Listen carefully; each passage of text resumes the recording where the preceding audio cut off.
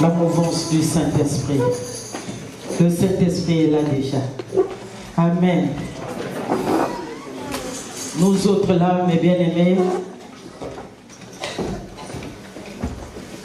lorsqu'on pense à notre vie, lorsqu'on voit ce que le Seigneur a fait dans notre vie, qu'est-ce que je peux lui donner?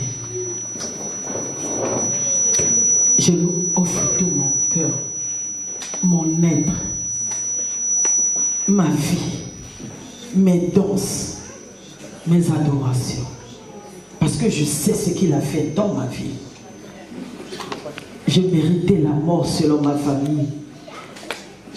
Je devais mourir comme mes frères, comme mes soeurs, comme mes enfants. Mais pour ce laps de temps, j'ai droit. Je dois lui offrir ma danse. Tout ce que j'ai, c'est pour le Seigneur. Quand je danse, peut-être dans ton cœur, tu dis qu'elle veut montrer quoi? Tu ne connais pas ma vie. Je ne montre à personne ma danse. Je vais danser devant qui? Toi, tu es qui? Je danse devant ce Dieu. Quand je danse, je ferme mes yeux, mes larmes coulent. Je sais là où il m'a tiré. Je sais. Alléluia. Je vous salue dans le bon nom de notre Seigneur Jésus. Merci, pasteur Sylvain, toi qui m'as dit de prêcher ce matin. Amen. Mes bien-aimés, nous étions partis à Poitiers pour parler de la part de Dieu. Et le pasteur a voulu que vous aussi, vous puissiez écouter cela. Amen. Là-bas, le thème, c'était connaître Dieu pour mieux le servir. Si tu ne connais pas Dieu, tu ne peux pas le servir. Tu vas le prendre comme ton ami. Aujourd'hui, tu viens, demain, tu ne viens pas. Tu vas t'en foutre de ce Dieu. Parce que tu ne le connais pas. Il n'a rien fait dans ta vie. Tu ne le connais pas. Moi, bien aimé, la personne qui peut connaître Dieu, c'est celui qui a fleuré la mort. Quand tu passes à côté de la mort, ou dans un accident grave, et toi tu es sauvé, c'est là que tu peux connaître Dieu. Tu es passé dans une maladie où tout le monde meurt, mais toi tu es vivant. Comme moi, dans ma famille, on est déjà mort plus de 11 personnes avec la même maladie. Mais Dieu, je suis là. Quand tu passes là, tu connais qui est Dieu. Quand tu passes dans les moments difficiles, tu peux discerner qui est Dieu. On ne vient pas pour blaguer dans cette salle. Mais bien aimé, on vient pour rencontrer un homme qui a tout pour nous, pour changer notre vie. Connaître Dieu pour mieux le servir. Connaître, je vais dire, comme un homme peut connaître sa femme. Une femme connaît bien son mari. Elle connaît là où se trouvent les tâches. Elle connaît là où il y a des défauts. Elle connaît bien son mari. Quand bien même elle peut voir son mari habillé, elle le déshabille par ses yeux. Alléluia. Un homme ou une femme connaît bien sa femme, même si elle est habillée, déshabille par ses yeux. Parce qu'il connaît. Ils sont dans l'intimité, ils se connaissent. Des bons et des mauvais moments. Ils se connaissent. Quand tu connais Dieu, quand tu viens, on ne peut pas te pousser dans l'adoration. On ne peut pas te dire adore ce Dieu. On ne peut pas te dire viens danser pour ce Dieu. On ne peut pas te dire ça. Parce que dans ton cœur, tu le connais. Dans ton cœur, tu le crains. Mais bien aimé, nous, le temps de la grâce que Dieu nous a donné, nous blaguons avec la grâce. Mais Paul nous dit, ne prenez pas cette grâce en vain. Parce que tu ne sais pas quand. Au sortir d'ici, tu peux mourir. Mais tu vas où? Alléluia. Lorsque nous venons dans cette maison, nous devons nous remettre en question.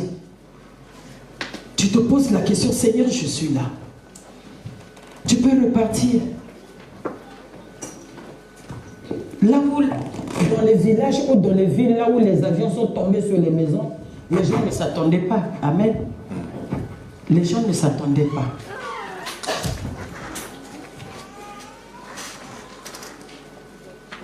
Là où il y a eu la guerre, d'autres étaient en train de fuir. Ils ne savaient pas que les balles pouvaient les atteindre. Ils sont morts. Connaître Dieu pour mieux le servir.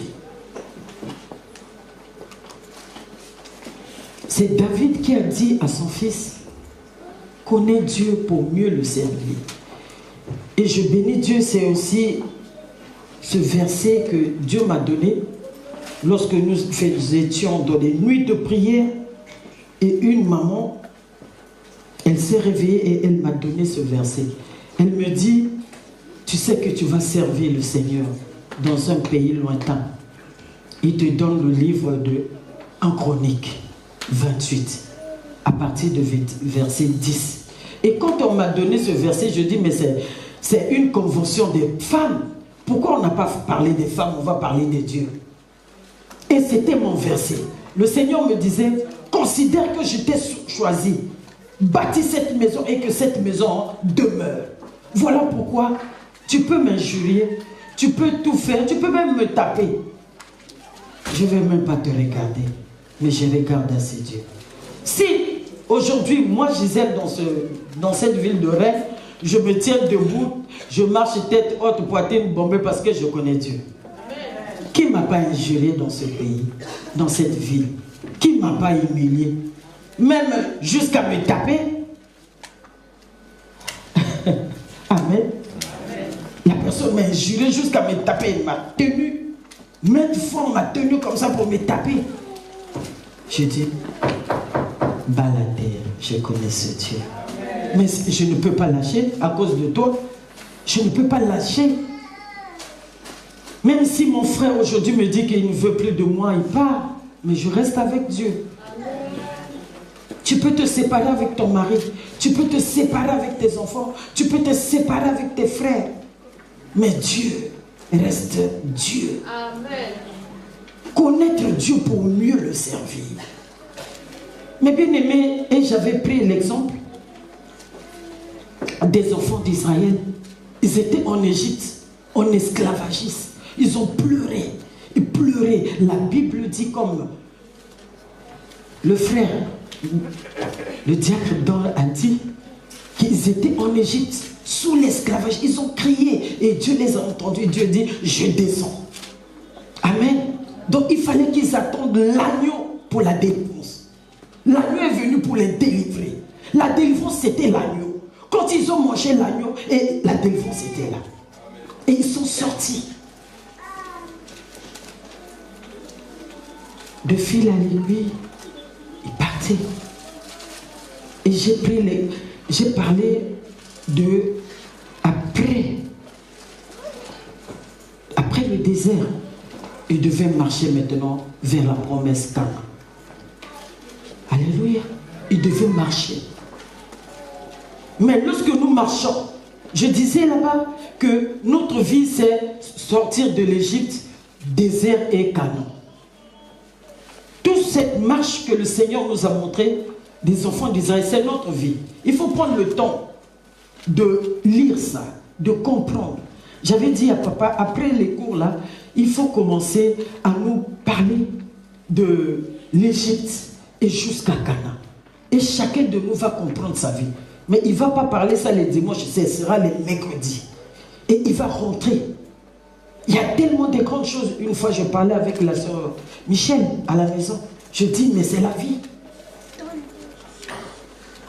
Mais arrivé après le désert, la manne est finie. Ils devaient maintenant rencontrer le combat. Là-bas, c'était Dieu qui avait combattu pour eux.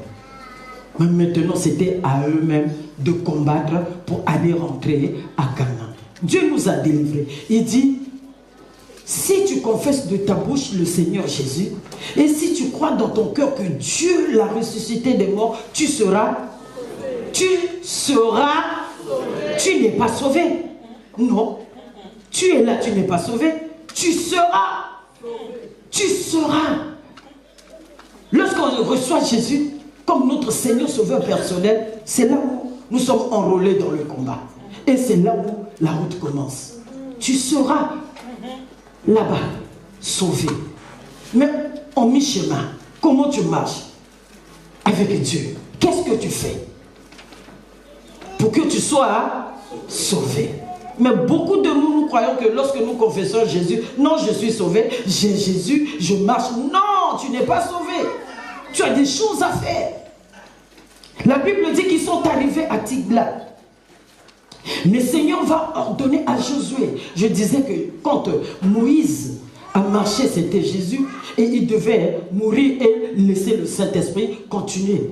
Donc Josué représentait le Saint-Esprit qui devait conduire les enfants d'Israël. Arrivé à Tiglath, Dieu ordonne à Josué, il faut couper, il faut faire la circoncision. Il faut laisser les gens nus, nus pour la circoncision. Mais nous, lorsqu'on nous parle de notre vie, ah, il a parlé de ma vie. Il ne cache pas quelque chose. Mais nous devons nous dépouiller. Cette vie sale, c'est ça que nous devons témoigner devant le Seigneur. Devant les frères et sœurs. Regarde ma vie, ce que j'avais fait pour que tu ne repartes plus. Donc il fallait les dépouiller à Tiglath. Lorsque tu n'es pas encore passé par Tiglath, non, tu n'es pas enfant de Dieu. Tu ne peux pas vaincre, tu ne peux pas remporter tes combats parce que tu n'es pas nu. Tu es encore habillé, tu caches encore des choses. Tu ne témoignes pas ce que tu étais hier. Pour mettre à nu les œuvres du diable, tu les caches. Mais à Tiglath, le Seigneur dit non, vous marchez vers une promesse, vous devez vous dépouiller. On les a laissés nus, les hommes. Et on a coupé. Il fallait que enlever l'habit. Amen. Amen. Pour marcher, la circoncision, c'est le dépouillement. Il faut se dépouiller. Regardez ce que nous sommes. Regarde, parce que si tu ne te dépouilles pas, dans la marche, ça sera trop dur pour toi. Nous pouvons prendre le livre de 2 Corinthiens, chapitre 11, verset 26. Je lis la parole du Seigneur dans le livre de 2 Corinthiens, chapitre 11, verset 13. Ces hommes-là sont des faux apôtres, des ouvriers trompeurs déguisés en apôtres de Christ. On continue, et cela. Et cela n'est pas étonnant puisque Satan lui-même se déguise en ange des lumières. Je continue. Oui. Il n'est donc pas étrange que ces ministres aussi se déguisent en ministres de justice. Leur fin sera selon leurs œuvres. 26. Verset 26. Fréquemment en voyage, j'ai été en péril sur les fleuves, en péril de la part des brigands, en péril de la part de ceux de ma nation, en péril de la part des païens, en péril dans les villes, en péril dans les déserts, en péril sur la mer, en péril parmi les faux frères. Amen. Amen. Nous pouvons nous asseoir. Comment tu pourras discerner que celui-là c'est un faux pasteur? Ça c'est une fausse église. Tu ne sauras pas. Parce que là, on va dire partout. Non, quand tu as un problème, si tu sors de ça, tu vas dans l'autre église. Mais là-bas aussi, tu vas rencontrer Jésus. Alléluia. Si c'est la même Bible, tu entendras. Parce que c'est les mêmes frères. Le diable combat de la même sorte. Là-bas aussi, tu vas rencontrer le combat que tu as fui ici. Les frères que tu ne veux pas voir ici, tu vas les trouver là-bas aussi. C'est les mêmes frères. Mieux vaut rester et combattre. La Bible dit, Paul dit, regarde les ennemis que tu vas rencontrer. Là où tu es en train de traverser les moments difficiles, tu vas rencontrer le combat. On meurt en péril parmi les faux frères. Même les faux frères et les fausses sœurs. Tu vas les rencontrer. Même si tu fuis. Paul a dit, le combat se trouve partout. Donc les enfants d'Ésaïe devaient marcher. Non seulement que toi-même tu es ton ennemi, dans ta vie même, il y a des idées qui te traversent. Aujourd'hui je fais ça, demain je ne fais pas ça. Cette femme aujourd'hui elle n'est pas belle pour moi. Le monsieur là ça va pas. Il me fait. C'est la guerre en toi-même. Amen. Dans ta vie, dans ta maison, dans la ville, Là où tu marches dans ton travail, il y a beaucoup d'ennemis. Mais toi, enfant de Dieu, si tu n'es pas propre devant Dieu, tu ne peux pas survivre. Même si à l'église tu survis, même au travail. Mais dans ta famille, parmi les païens, Paul a dit, il y a tellement de combats. Mais si tu n'es pas dépouillé, si tu ne rêves pas la puissance de Dieu, tu ne peux pas combattre toutes ces personnes. Nous sommes les brebis jetées au milieu des loups. Amen. Les brebis jetées au milieu des loups. Là tu regardes, c'est un loup. Là où tu regardes, c'est un loup. Parce que même le frère, là où tu es assis là, tu ne la connais pas. Même mon mari, je dors avec lui. Ce qui se passe dans sa tête, je ne connais pas. Alléluia. Amen. Ses idées, je ne connais pas. Moi, je dors là. Si je suis combattu là, lui, il est pasteur, je suis là. On est en train de me combattre, mais lui, il dort calmement. Pour te dire que tu es seul devant Dieu. Amen. Tu n'as ni mari, ni femme, ni frère, ni soeur. Devant Dieu, tu es seul. Amen. Tu es seul, mon bien-aimé. Tu es seul. Parce que même son pastorat ne peut rien dans la nuit quand je combats. À moins que moi-même, si j'ai prié. Amen. N'est-ce pas que j'ai dormi à côté de mon mari et j'ai rêvé un serpent? Alléluia. Le combat, c'est seul. Quand je viens à l'église, je suis seul. Parce que devant Dieu, je suis seul. Je dois vérifier ma vie. Je dois me regarder. Parce qu'au sortir d'ici, je ne sais pas là où je vais partir. Merci, ma soeur. Alléluia. Je ne sais pas là où je vais partir. Mais nous sommes dans la marche. Quand tu regardes la sortie des enfants d'Israël jusqu'à Canaan, c'est notre combat. Nous devons atteindre Canaan. Canaan, c'est la vie éternelle. Canaan, c'est notre vie éternelle. Mais à Tiglath, si tu n'es pas dépouillé, si tu n'as pas enlevé tes habits, si tu n'es pas nu, tu ne peux pas. La Bible dit, c'est quand ils se sont fait circoncier, et c'est là où Dieu leur dit, voici, j'ai ôté l'opprobre de l'Égypte. J'ai ôté. Donc depuis qu'ils marchaient avec Josué, ils étaient encore en Égypte. Mais là, Dieu a ôté. Et ils se retrouvent devant la ville de Jéricho. Alléluia. Ils arrivent devant la ville de Jéricho, c'était barricadé. Personne ne pouvait entrer. Il y avait des remparts partout. Ils ne pouvaient pas. Et la fois passée, j'ai parlé dans le livre de Proverbes 25, où Salomon est en train de parler de vivre toi-même, tu vas voir au 26 ou 27, tu vas lire. Que la ville était barricadée. Eux, qu'est-ce qu'ils ont fait? Dieu les a dit, pour vaincre cette ville, prenez les champs, mettez devant. Amen. Mettez devant. Et pendant les 7 jours, 7 fois, ils ont sonné les trompettes et Jéricho est tombé sans combat. Alléluia. Jéricho est tombé. Jéricho qui était barricadé, tout ça. Mais la ville est tombée. Et je disais que la ville, c'est une personne. La ville, c'était Moïse. Avec les lois de Dieu. Personne ne pouvait rentrer dans cette ville. En exemple, cette femme, cette personne, comment on appelle ça, devant Bethsaïda, elle dit, mon Seigneur, ça fait 38 ans que je suis là. Il n'y a personne pour me pousser dans l'eau. Mais si je vais tomber, mais il n'y a personne. Mais d'autres tombent avant moi. Donc c'était une loi difficile. Mais si tu étais aveugle, qui pouvait te pousser? Si tu es aveugle, qui peut t'aider? Donc c'était une loi difficile, c'était une ville barricadée. Quand cette femme, c'est moi, Félicien est venu, il dit, Seigneur, mon fils est malade. Seigneur lui dit, non. Le pain, c'est pas pour les chiens.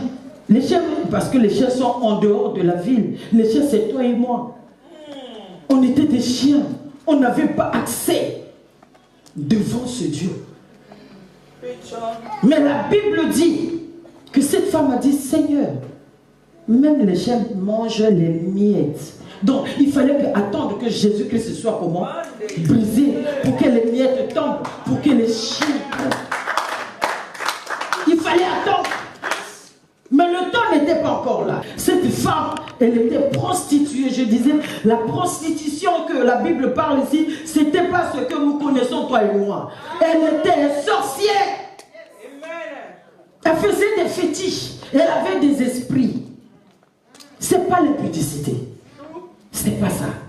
Elle était sorcière. Mais elle est sauvée dans cette ville.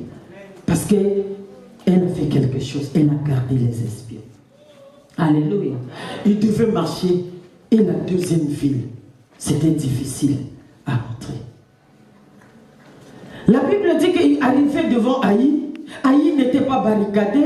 Haï n'était rien. On pouvait rentrer. Oh, ils ont minimisé. Ils ont donné fait d'eau. Ils ont dit, oh, on ne peut pas aller. Tout le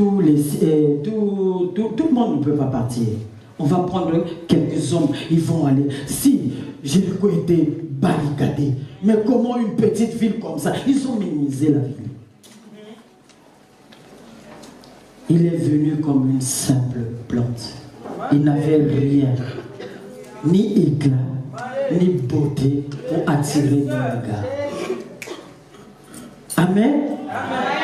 Cette ville, c'était qui? Il n'avait ni éclat, ni beauté pour attirer nos regards. Cette ville n'était pas barricadée.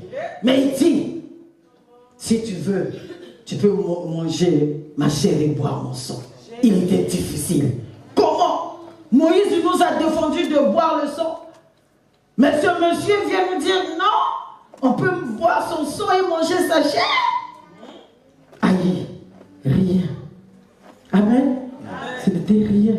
Mais pour entrer dans cette ville, la Bible dit qu'ils ont échoué. Les enfants d'Israël, ils ont échoué. On a aussi tué 36. Ils ont couru, ils sont venus dire à Josué, la ville qu'on a minimisée. Les hommes là sont costauds. Ils nous ont bastonnés, ils ont tué. La Bible dit, Josué a déchiré ses habits. Il a appelé les anciens. Ils se sont prosternés. La Bible dit qu'il s'est prosterné du matin jusqu'au soir. Nous pouvons le lire dans le livre de Josué 7 à partir du verset 17. Vous vous approcherez le matin selon vos tribus. Et la tribu que désignera l'Éternel s'approchera par famille. Et la famille que désignera l'Éternel s'approchera par maison. Et la maison que désignera l'Éternel s'approchera par homme. Celui qui sera désigné comme ayant pris ce qui était dévoué par l'Éternel sera brûlé au feu. Lui et tout ce qui lui appartient pour avoir transgressé l'alliance de l'Éternel et commis une infamie en Israël. Josué se leva de bon matin et il fit approcher Israël selon ses tribus, et la tribu de Juda fut désignée. Il fit approcher les familles de Juda, et la famille de Zérak fut désignée. Il fit approcher la famille de Zérak par maison, et Zabdi fut désigné. Il fit approcher la maison de Zabdi par homme, et Akan, fils de Carmi, fils de Zabdi, fils de Zérak, de la tribu de Juda, fut désigné.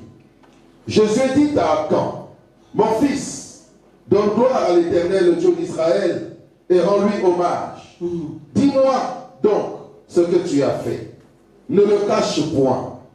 Akan répondit à Josué et dit, il est vrai que j'ai péché contre l'Éternel, le Dieu d'Israël, et voici ce que j'ai fait. J'ai vu dans le butin un bon manteau de Chinéa, 200 cycles d'argent, et un lingot d'or du poids de 50 cycles. Je les ai convoités, et je les ai pris. Ils sont cachés sous la terre, au milieu de ma tente, et l'argent est au-dessus. Josué envoya des gens qui coururent à la tente, et voici les objets étaient cachés dans la tente d'Akan, et l'argent était dessus. Amen. Amen. Amen. Amen. Nous acclamons la parole de Dieu. Comme nous avons écouté, la Bible dit Josué a déchiré les habits. Il s'est prosterné du matin au soir.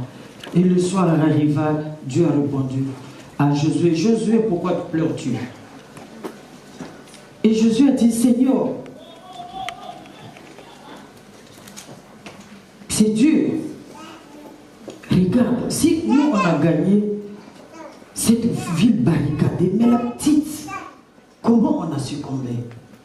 Le Seigneur lui dit, Israël a péché devant moi. Il dit, Israël. Il dit, oui, Israël a péché. Mais bien aimé, lorsque nous sommes dans le péché, nous ne pouvons pas rentrer dans la deuxième ville. Si tu as le péché en toi, tu ne peux pas rentrer dans la deuxième ville. Pourtant, c'est facile. Pourtant, c'est la grâce. Mais tu ne peux rien. Parce que tu es dans le péché. La Bible dit, un seul homme a péché et tous étaient comment? Vus pécheurs. Le Seigneur a dit à Jésus, fais passer toutes les familles. Mais s'ils n'étaient pas calcinés, c'est à cause de... C'est à cause du manteau qu'ils avaient. Quand tu as le manteau, mon bien-aimé, on peut te mettre dans la fournaise. Tu peux passer par les épreuves. Tu peux passer, mais tu dois vaincre parce que tu as le manteau. Tu peux, un sorcier peut être là, mais si tu as le manteau en toi, il ne pourra rien. Parce que la parole avait dit, même si tu passes dans le feu ne t'embrasera pas. Mais si tu as le manteau, mais si tu n'as pas le manteau, tu seras comment? Embrasé, calciné, carbonisé. Parce que tu n'as pas le manteau. Il faut avoir le manteau. Le manteau, la Bible dit, Jésus-Christ dit, je reviens, mais tu dois garder ta robe comment? Propre. Mais nous salissons cette robe. Jusqu'à aujourd'hui, il n'y a pas de témoignage époustouflant. Pourquoi? Parce que tu n'as pas de manteau. J'ai pas le manteau. Comment nous pouvons rentrer dans cette ville et gagner? La ville, c'est un homme. Selon le livre de Proverbes 25, Proverbe 25, Amen, Proverbe 25, 28. La ville, c'est un homme. Mais comment tu peux rentrer dans cette vie si tu n'as pas de manteau? Le manteau, mon bien-aimé, garde propre ton manteau. Le manteau, c'est le pouvoir. Le manteau, alléluia. Eux, ils ne pouvaient pas gagner parce que le manteau était comment? Caché. Le manteau était caché. Mais si tu n'as pas le manteau, tu ne peux pas vivre. Tu ne peux pas résister au milieu des sorciers. Tu ne peux pas résister au milieu des satanistes parce que tu n'as pas de manteau. Alors que le péché, lui, il enlève le manteau. Nous devons nous efforcer. Amen. Nous devons nous efforcer à fuir le péché. À fuir le péché, mes bien-aimés. C'est difficile, mais le Seigneur nous dit que le péché n'a pas de pouvoir sur nous. Parce que lui, il a déjà vaincu le péché. Aujourd'hui, si tu ne veux pas pécher, tu ne vas pas pécher. Peut-être les péchés par inadvertance. Amen. Mais un péché où toi-même tu vas à l'hôtel, tu enlèves ton slip, et ça tu peux résister. Ça tu peux fuir. Un péché où tu peux aller chez ton ami pour se bagarrer avec, ça tu peux dire Jésus est mort pour moi. Amen. Alléluia. Les péchés où tu vas dans le magasin, tu regardes bien le truc. Tu prends les raisins. Ça, tu ne peux pas. Tu peux dire non, je ne goûte pas le raisin. Amen. Là, tu vas à Noz, tu trouves un beau truc et tu regardes, il n'y a pas de elle est là. Tu ne vas pas prendre ça pour mettre dans ton sac. Parce que ça ne va pas crier. Parce qu'il n'y a rien. Mais il y a quelqu'un qui te regarde. Ne salis pas ton manteau. Ne salis pas ton manteau. Tu as un combat. Tu dois rentrer dans la ville. Mais si tu n'as pas de manteau, si ton manteau est déchiré, amen, tu ne peux pas. Mais le manteau était caché par Akan. Alléluia. L'or. J'ai parlé de l'or. L'or selon le livre d'Exode. Amen. Exode 26, 29. Que les enfants d'Israël, Dieu les a ordonnés de construire le tabernacle. Le tabernacle devait avoir 3 branches à droite, à gauche et 4 devant qui était la porte, qui était lui-même Jésus-Christ. Mais dans le désert, ça devait être debout. Amen. Mais avec les anneaux d'or qui devaient les maintenir. Parce que dans le désert, le tabernacle ne pouvait pas résister s'il n'y avait pas d'anneau d'or. Je disais la fois passée que l'anneau d'or, ça doit passer entre moi et Papa Gaïs pour qu'on résiste dans le désert. L'or, c'est l'amour. Lorsqu'il n'y a pas d'amour, le vent va venir. Gaïs va partir. Et je vais rester. Parce qu'il n'y a pas d'or au milieu de nous. Parce que quand le Seigneur a ordonné à Moïse d'aller dans le désert pour prendre le bois d'acacia, un jour j'avais déjà enseigné sur le bois d'acacia. Ceux qui étaient là-bas, ils se rappellent le bois d'acacia. Le bois d'acacia, personne ne peut. Tu regardes ça, c'est serpente et puis il n'y a rien dans le désert. Ça ne peut même pas te donner l'ombre. Mais le Seigneur avait besoin de ça. Le Seigneur a pris cet arbre. La Bible dit qu'on a enlevé les cordes et puis on a couvert d'or. Alléluia. Le Seigneur depuis là-haut, quand il nous regarde, il ne regarde pas ce qui est l'arbre en nous. Il regarde l'or qui nous couvre. Dieu ne regarde pas à toi. Toi, tu es pécheur. Toi, on t'a pris dans le désert. Dieu regarde l'or qu'il a mis sur toi. L'or, c'est la royauté. Quand Nebuchadnezzar, il a vu dans le songe, Dieu lui a montré une statuette avec la tête d'or. Et Daniel lui a dit, la révélation dit, la tête d'or que tu as vue, c'est la royauté. Alléluia. Lorsque Dieu nous regarde, il regarde l'or qu'il a mis en nous. Il chérit cet or. Mais l'or, c'est l'amour. Dans le désert, s'il n'y a pas l'amour entre nous dans l'église, on ne pourra pas tenir. On ne pourra pas tenir. S'il n'y a pas l'amour à la maison, rien ne peut tenir. S'il n'y a pas l'amour dans la famille là ne peut pas résister. Voilà pourquoi le diable vient pour combattre l'or à l'église. Il combat l'or dans ton cœur. Il combat l'or dans ton foyer. Il combat l'or dans cette famille. Parce que si une famille est unie, ils peuvent vaincre. Mais le diable vient pour diviser. Il divise les frères. Il divise les sœurs. Il n'y a pas d'or. Et le Seigneur ne les regarde pas. Mais tout ça, c'était caché par qui? Akan. Les enfants d'Israël ne pouvaient pas avancer. La royauté était cachée. Le manteau était caché. Et la Bible dit que quand Akan a dit qu'il y avait le manteau, il y avait l'or, et tout ça c'était au-dessus de l'argent. Il y a une certification à ça. Mais bien aimé, dans le livre de l'Ecclésiaste, chapitre 8, à partir du verset 11, la Bible dit que le chef de la ville, c'était Salomon. Amen. Et donc, il y avait 1000 cycles pour le propriétaire de la ville. Et 200 cycles pour le gardien.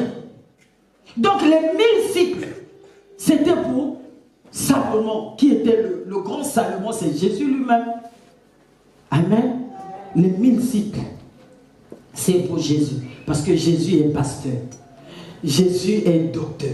Jésus, c'est lui l'apôtre des nations. C'est lui, encore l'évangéliste. Quand il partait d'ici, là pour aller évangéliser, il faisait du bien. Jésus, c'est lui. Donc le gardien a 200. Lorsque Jésus-Christ se retire pour aller faire son pastorat, il devient le gardien avec 200 cycles. Mais lorsque les 5 sont réunis, ça forme combien? 1000. Donc Jésus-Christ devait être serviteur. Les 200 cycles. Et c'était aussi la richesse. C'était aussi la rédemption. Donc Jésus-Christ devait devenir serviteur pour aller sur la croix. Pour aller sur la croix. Verser son sang. Pour nous. C'est ça la rédemption. Donc le manteau, l'or devait se reposer sur la rédemption. Sur la rédemption. Mais bien aimé, si tu n'es pas riche, Joseph d'Arimathée, il était riche et il est parti prendre le corps de Jésus. Si tu n'es pas riche, tu ne peux pas enterrer Jésus. Si tu n'es pas riche, tu ne peux pas enterrer Jésus.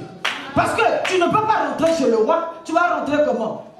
Même chez nous au pays, lorsque votre famille, une autorité arrive, laissez passer, il est là, on t'emmène, viens.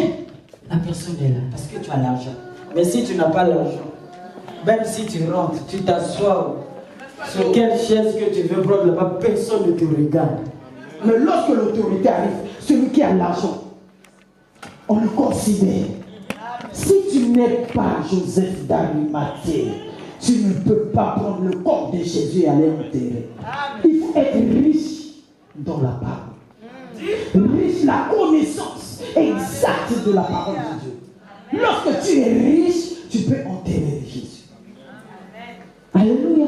Toutes ces choses-là devaient se reposer sur la rédemption. Donc Jésus-Christ devait se faire serviteur pour aller à la croix, pour mourir. Et tout ça, c'était caché où? Dans la tente d'Akan. Hey, mais qui est cet Akan? Qui est cet Akan qui peut cacher la gloire, qui peut cacher l'or, qui peut cacher la rédemption? La Bible dit que Jean était en train de pleurer. Jean était en train de pleurer. Et l'ange lui dit, voici l'agneau de Dieu qui est digne d'ouvrir le livre et d'en rompre les sceaux. Il devait sortir. L'agneau sortit au milieu. L'agneau n'était pas assis. La personne à la droite de Dieu, c'est lui-même. L'agneau sort de lui. Voilà pourquoi un jour, quand Salomon partait à côté de muraille, il a rencontré cette femme qui avait mangé l'enfant de l'autre. Et la femme était en train de pleurer parce que c'était son tour, on devait manger son bébé. Et il arrive, roi, sauve-moi! Et le roi lui dit, mais qui suis-je pour te sauver? Et la Bible dit que le roi déchira et le sac s'est fait voir.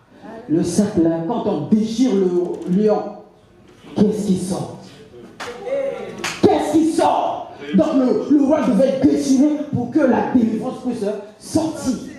Voilà pourquoi la Bible dit que Joseph déchira aussi son manteau. L'agneau devait sortir pour aller le sauver. Donc il déchira le manteau. Il a dit que les 3 choses se trouvaient dans ma tente. Ça se trouvait dans la tente.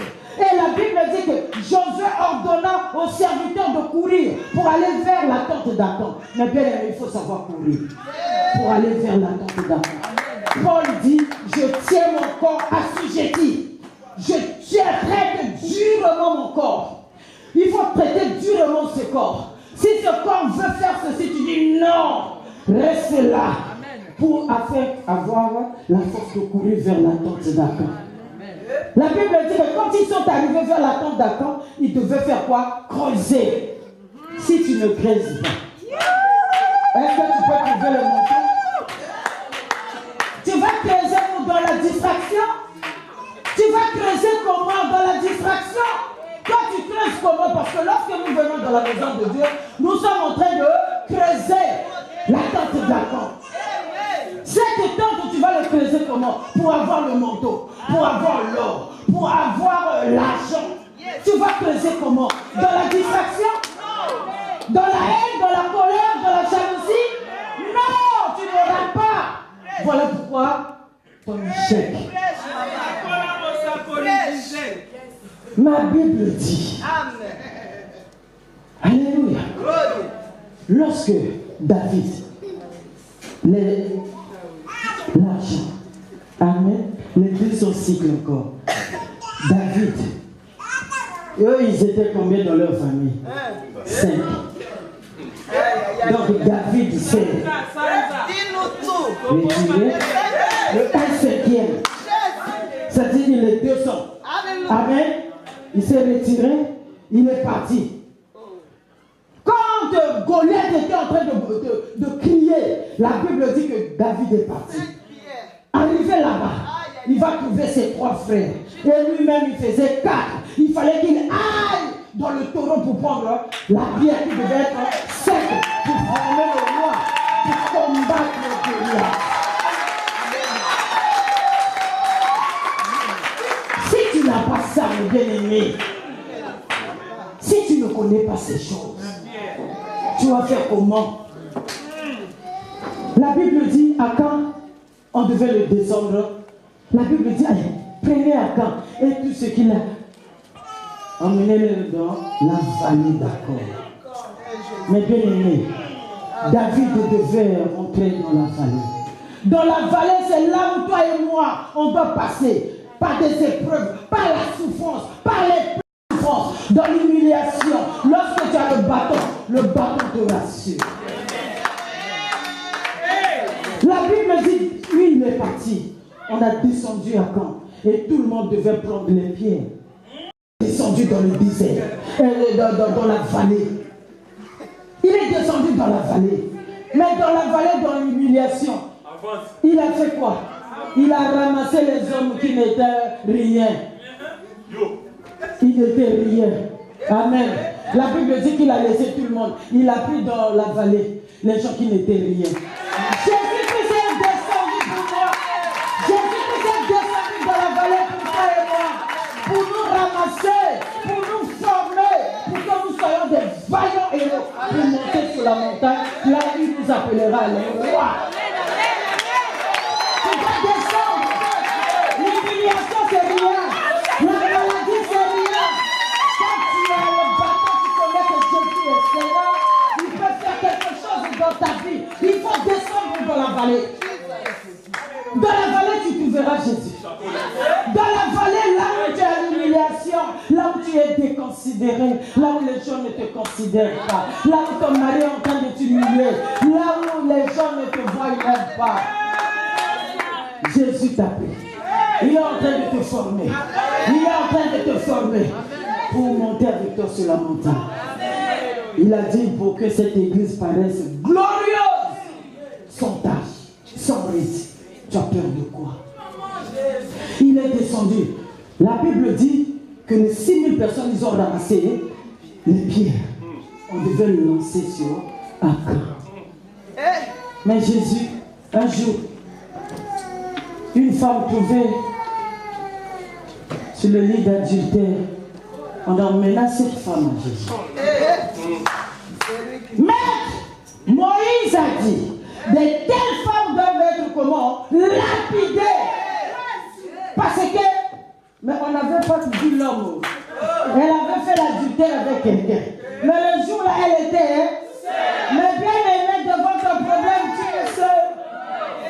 Devant ton problème, tu es seul. Ne regarde pas ton soeur, ta soeur. Dans le problème, on est seul. Il va te dire, Maouin, oh, pitié. Mais tu es seul dans ton problème. La Bible dit qu'il était en train de recevoir les pierres. Il était là en train de recevoir les pierres de ton humiliation. Les pierres de la mort. On voit ça quand Étienne, on devait lapider Étienne. C'est Paul qui gardait les habits de ceux qui devaient lapider Étienne. Donc on lapide nu. Les pierres, on a lapidé. On a commencé à prendre les pierres. Moïse a dit. Toi aussi tu es venu avec ta pierre. Moïse a dit. Moïse a dit. Moïse a dit.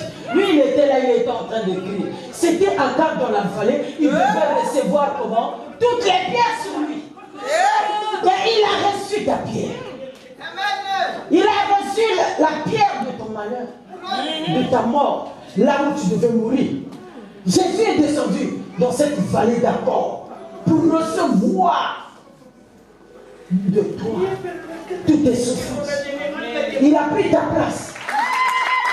Il dit, va, tu as raté la mort, ne pêche plus. Ton voleur, tu as raté la mort, ne vole plus. Amen, ne vole plus. Lui, il est descendu de cette vallée. Il a pris ta place. Jésus a pris ta place. Cette femme devait être lapidée, c'était sa mort. Cette femme était déjà morte le jour-là. C'était toi et moi. Regarde là où on t'a tiré. Regarde là où Jésus t'a pris. Regarde là où il t'a ramassé. Mais bien aimé, ce n'est pas un problème lorsqu'un mari dit à cette femme, à ta femme, à sa femme, oh va là-bas, je t'ai ramassé. Oui, mon mari, tu m'as ramassé. Tu m'as ramassé. Amen. Mon mari me dit, il m'a ramassé à poto-poto. Oui, il a le droit de me dire ça, il m'a ramassé. Amen. Mais je dois être à côté de lui. Je suis à côté de lui. Sa voiture, c'est ma voiture. Voilà pourquoi j'ai conduit. Son argent, c'est mon argent. Il ne peut pas me rejeter. Je suis là. Jésus-Christ t'a ramassé, toi et moi. Jésus-Christ t'a ramassé. Alléluia. Il nous a ramassés. Tu vas aller où? Tu vas aller où, mon bien-aimé? N'est-ce pas que nous sommes là? La Bible dans l'Ancien Testament disait que les femmes ne peuvent plus porter l'habit de leur mari. Mais Jésus-Christ nous a donné son manteau. J'ai le droit de porter le manteau de mon mari. J'ai froid. Je porte le manteau de mon mari. Moïse a dit les femmes ne peuvent pas porter, mais aujourd'hui, on peut porter le manteau. Alléluia. On peut porter. Amen. Ceux qui sont aveugles disent, oh non, les pantalons. Est-ce que le pantalon des femmes, c'est le même pantalon des maris? Dis-moi, est-ce que mon mari peut porter mon pantalon? Est-ce que c'est cet habit-là que Dieu parlait? Non! Les aveugles. C'est même pas ça. Aujourd'hui, je porte le manteau de Jésus. Aujourd'hui, je porte cet habit de Jésus. Aujourd'hui, j'ai le droit. La femme peut porter l'habit de Jésus. Voilà pourquoi à la fin, il est resté libre.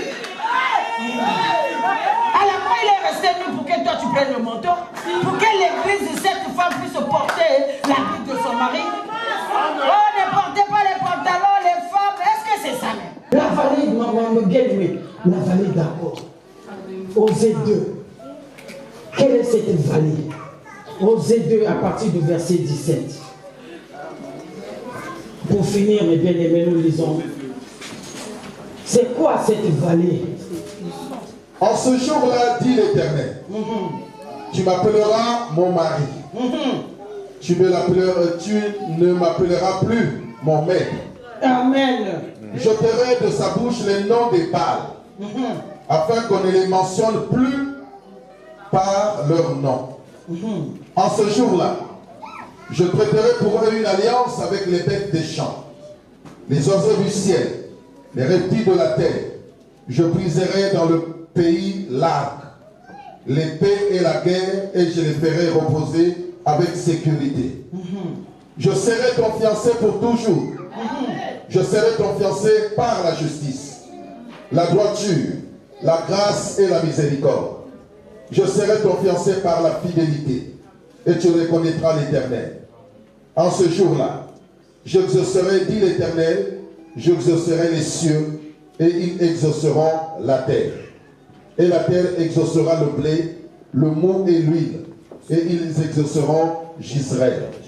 Je planterai pour moi Rukama dans le pays, et je lui ferai miséricorde. Je dirai à Lou ami, tu es mon peuple, et il répondra, mon Dieu. Alléluia. Comme une porte d'espérance, et là, elle chantera comme au temps de sa jeunesse. Donc la vallée d'accord, là où on a tué Akan, c'est une porte d'espérance. C'est ça, le mot Golgotha. Yes, sir. La porte d'espérance. Il dit là, il va ôter de ta bouche les fausses prières, les choses mauvaises. Il va enlever le nom de Baal dans ta bouche. Et là, il va te redonner les villes que tu as perdues. Les villes. Là, c'est tout un enseignement. Amen. C'est dans la vallée d'Accord. C'est dans la vallée d'Accord qui est une porte d'espérance. Lorsque nous regardons le mont Golgotha, nous avons l'espérance que quelqu'un est mort. Amen. Que tu peux retrouver tout ce que tu as perdu parce que quelqu'un est mort. Parce que Achan a reçu toutes les pierres. La Bible dit jusqu'aujourd'hui, lorsque vous allez là-bas, vous allez trouver cet amas de pierres qui forme un monument. Mais la pierre là, c'est qui? La pierre qui forme le monument, c'est qui? La Bible dit, une pierre quittera le ciel sans un secours d'homme, viendra taper, viendra casser la statuette. Et cette pierre va grandir pour former une montagne qui sera la cité de l'Éternel. C'est cette pierre d'Achan. C'est cette pierre. Quand tu vas là-bas, tu ne regardes plus Achan. Tu ne vois plus Achan, tu ne vois que la pierre. Alléluia. Lorsque nous allons au mont Golgotha, Jésus n'est plus à la croix. Jésus est comment? Sauvé. Jésus est là pour toi et moi. Il est là dans ton cœur. Il est là. Cette tente d'accord. Toi, tu dois te préparer pour aller vers cette tente. Chaque jour, prie que Dieu t'emmène vers cette tente. Que tu puisses prendre ce que tu as perdu. Lèvons-nous, nous allons acclamer notre Dieu. La porte de l'espérance. La vallée d'Accord. Là où tu as droit. Là où il a dit que tu vas l'appeler par mon mari.